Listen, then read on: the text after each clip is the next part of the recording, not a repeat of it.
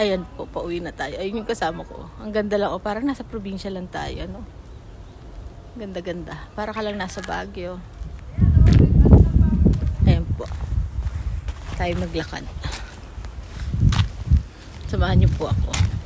Exercise tayo. Ganda pa, ayan po. Ayan, ang ating tanawin. Matataas na puno. Masarap lang maglakad. At ayun po yung aking kasama.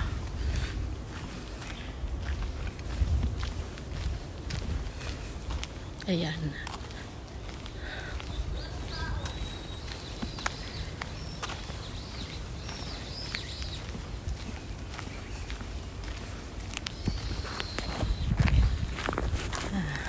Malapit-lapit na po tayo sa ating parking.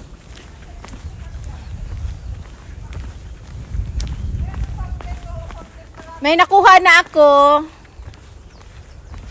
Ayan po. Ganda, no? Nakaka-relax.